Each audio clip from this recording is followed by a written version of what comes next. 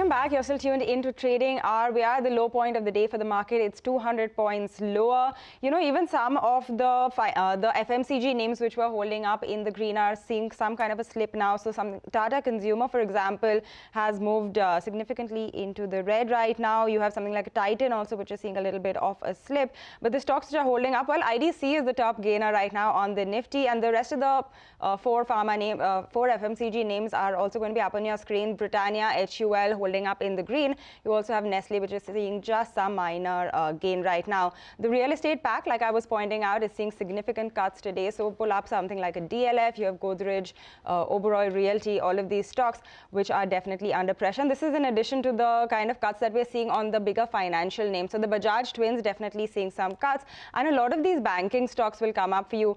I mean, the Nifty Bank index in itself is down 1.7%. So you can see the kind of cuts that you have on a lot of these names. So Kotak Mahindra Bank is topping the charts in terms of banking losers. You have Axis also, which is seeing significant cuts come through right now. But as promised, let's now move on from equities and talk about the world of commodities. Manisha joins us, and today, of course, we're talking about crude oil. Manisha.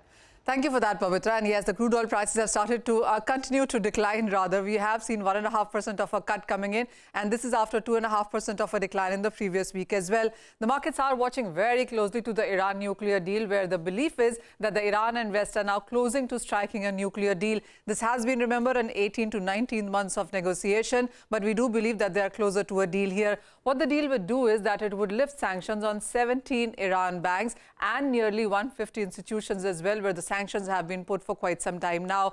What Iran will bring to the table also is an increase in production of crude oil. The supplies in the international markets will increase by nearly 50 million barrels per day in the next 4 months of signing the nuclear deal. Earlier as well, we've seen that every time Iran has been in a deal, has come back to the deal, we have seen an increase in production and a faster production as well. As of now, it is 2.5 million barrels per day is what they are producing. But if the deal is struck, then the expectation is that in 6 months of time, they will reach their maximum capacity of 3.7 million barrels per day as well.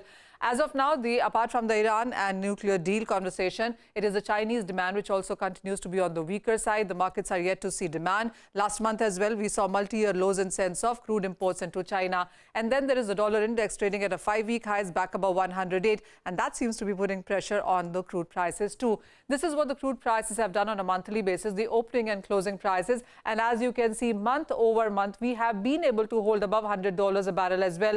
High has been 120 in the month of May. And a couple of times in last 4 months, we've seen prices fall below 100 as well, but not for too long. For the month of August, though, it opened at $100.50 there, and we have continued to hold around or below that. 92 has been a low in this month, and we are currently holding around $94 to $95 a barrel. So 90 is the new 100, as the charts show. That is what the month of August also put out.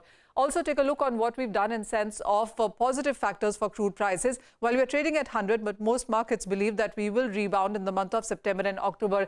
That is if the Iran nuclear deal does not go through. That is one. The second is that we are getting into Atlantic hurricane season for the month of September and October. You have 20 named storms and 5 named hurricanes, which the markets are expecting. And then the European Union sanctions on Russian oil will come in from 5th of December. That means lesser buying from Russia, and the other global markets will have to supply for more. That would support the prices. And finally, you have the OPEC and allies meeting on September 5th, where the OPEC SG has already said that if the prices continue to extend a decline, they would not shy away from cutting output yet again. And that's on people's mind as well. So September 5th is the date to watch out for.